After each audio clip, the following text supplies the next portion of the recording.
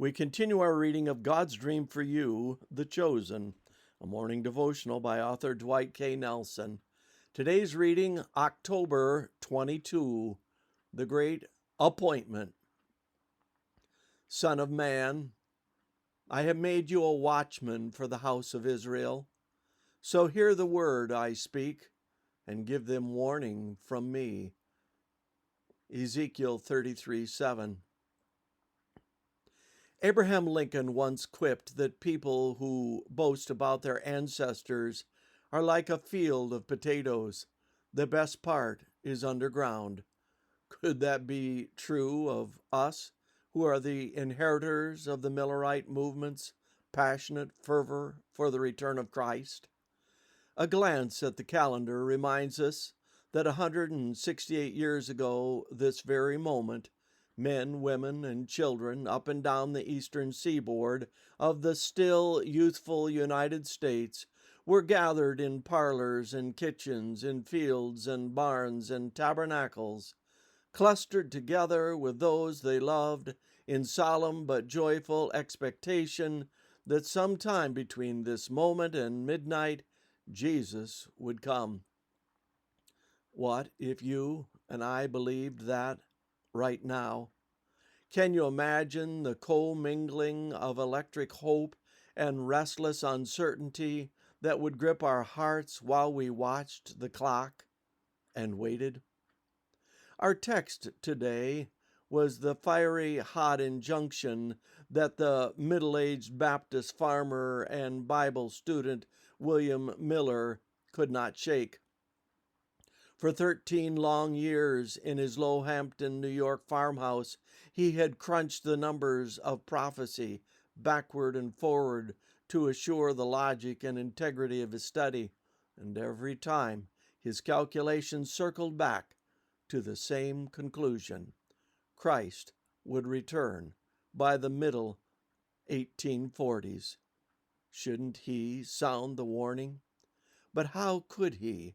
A country farmer. When I was about my business, he said, it was continually ringing in my ears, go and tell the world of their danger. I felt that if the wicked could be effectually warned, multitudes of them would repent, and that if they were not warned, their blood might be required at my hand. Great Controversy, page 330. The internal struggle was so intense that finally in August 1831, Miller promised God that if he received an invitation to share his dramatic conclusion from prophecy, he would accept. Within minutes, a knock at the door brought that invitation. Miller stumbled into a nearby maple grove to pray. The man who emerged went on to lead one of the greatest spiritual revivals in American history, with tens of thousands of people eagerly awaiting the return of Jesus on October 22, 1844. But they were wrong. Or were they?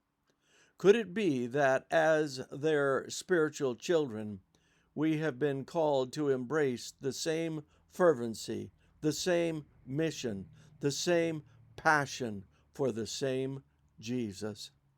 Could it be their disappointment is our appointment to finish what they began? That is the end of what Dwight Nelson had written. I paused and we calculated. So now it's 177 years this October 22 since our early forefathers and mothers were waiting for Jesus to come. We have a work to do, and we must be earnest about it. I thought it was interesting what he wrote. Could it be that as their spiritual children, we've been called to embrace the same fervency, the same mission, the same passion for the same Jesus? That does conclude our reading today of God's Dream for You, The Chosen.